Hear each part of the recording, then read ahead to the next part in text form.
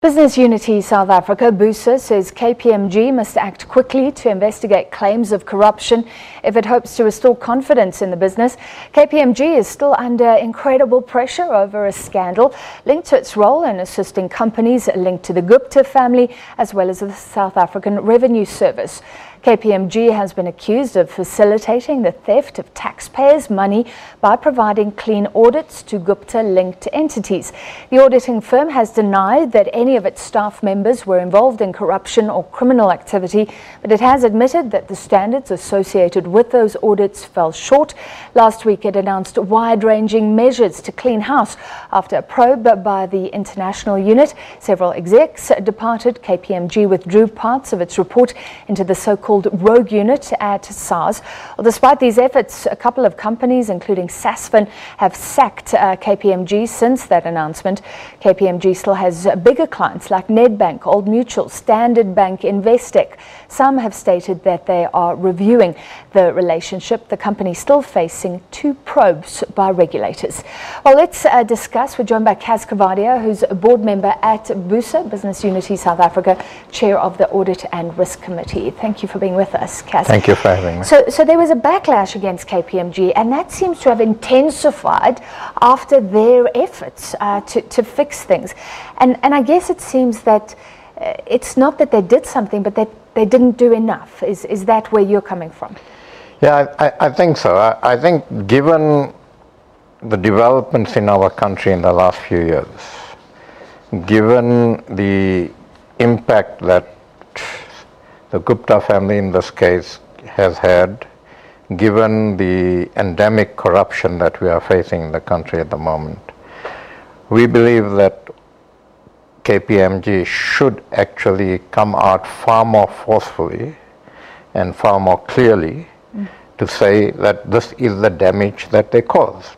So the bottom line is that their SARS report led to the cleaning out of SARS of some critical individuals who were senior people at SARS and who were doing a pretty good job at SARS. Okay, I think KPMG needs to actually apologize to those people. I think KPMG also needs to say that given the environment, even at the time they audited this project management company and that was linked to the Guptas, the environment around the Guptas was undoubtedly there, and they should have exercised greater oversight. They should have tried to follow the money trail. And so I think that they need to just come out and say that, look, these are the areas where we actually fell short. This has been the impact. We apologize unreservedly for that. We will learn from this, and we want to move forward on that basis. I guess there are these hanging questions and claims. Let's start with the report that SARS's lawyers were giving statements which then KPMG included wholeheartedly in their conclusions with spelling errors. So something like that, surely they need to bring out the report, say exactly what happened in the run-up to that report, exactly who was involved, who's gone, who's staying, things like that. Yeah, absolutely. I think they need to be totally transparent. Is that the corruption you're worried about, or more involved with the audits? No, I think both, because the two are to a certain extent linked. The audit itself of the project management company took place at a time when there was a lot of noise around these issues. And given that noise, I think that any auditing firm should have read the situation and should have taken the view that we need to go a bit beyond our normal auditing practices and assure ourselves that even though we're auditing this particular company, assure ourselves that the money trail coming into this company is kosher. Okay, then on the broader corruption issues, I think that KPMG needed to be sensitive to the environment of corruption in our country, needed to assure themselves, as I think any sensible auditing firm should do, needed to recognize that we're working in a very, very unusual environment, and therefore our tests, our approach needed to be far more stringent than normally would be the case in a normal audit. How does it sit with you, KPMG's claim that they maybe weren't skeptical enough which is what you're saying, that they relied on what the Gupta entities were saying, because some auditors are sympathetic. You know, you come in for a few weeks as external auditors, you're not there for months. Surely you do have to rely on the information you're getting, or is that no excuse at all? No, I think under normal circumstances that would apply.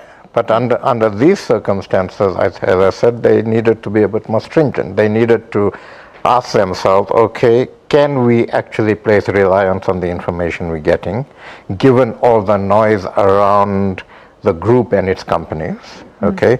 Even though we were only auditing this particular company, shouldn't we actually ask some harder questions and satisfy ourselves that a project management company project managing a wedding for a family in which the project that is involved in the project management company, for a family that's been in the news around issues of state capture and so on. So those were unusual circumstances that, in our view, necessitated the asking of unusually hard and far more stringent questions to satisfy themselves as to the efficacy of the information they're getting.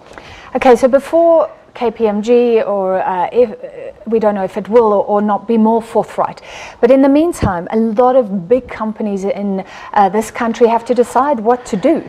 What would you say to companies who are members of BUSA, members of the Banking Association, you're MD of that, who are thinking, what do we do here? Do we cut ties with KPMG?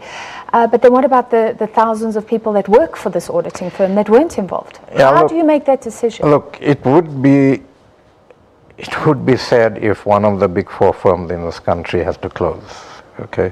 Big four auditing firms in this country. So you think KPMG can prevent that if it acts? I think you should definitely try to prevent that. I can't sit here and speculate on even what my members at the Banking Association would do. No, I wouldn't, because these are competitive issues that each bank has to decide, and depending on their risk appetite and so on, okay? So I can't, as an industry representative, do that. But I think that this is a difficult issue. I think there is an IRBA investigation underway at the moment, and maybe we should wait for the outcomes of that investigation. But at the very least, I think current clients of KPMG need to sit down with them and ask some very hard questions and demand some very hard answers based on those questions. Do you think KPMG will survive this? I don't know. As I said, I think it would be sad if one of the big four has to collapse. I think that they've been a firm that has conducted themselves well. We number one in the World Competitive Report as far as auditing in our country goes. We shouldn't lose that. It's a big firm. It has thousands of people working for it. I'm sure there are some very good people working there. And so I think that they should do everything they can to avoid going down. But I think that they do need to realize that they need to do some very, very hard stuff to actually rebuild confidence and credibility. Last question, is there anything good to take out of this? Because it seems like all the dirty laundry is being aired, but maybe we can head towards a new standards around corporate governance. Yeah, absolutely. I think one of the things that the BUSA statement says is that what this also points to is that business needs to be far more diligent and rigid as far as having systems and mechanisms and ethical practices in place to ensure we avoid corruption within business. I think the other thing is that, you know, these things coming out, and as South Africans, we actually challenging some very, very big companies. This one, McKinsey, Bell Pottinger, Trillion, and we actually asking the hard questions, fair enough, after these things came out. But I think the lessons we can learn from this is that even as the business sector, we need to be far more diligent, we need to be far more robust in as business organizations, challenging our members to ensure that they have the systems and mechanisms in place so that they can actually pick these things up earlier and in fact avoid them. All right, thank you so much for your time. Tonight, Kaz Kavadia from Business Unity South Africa.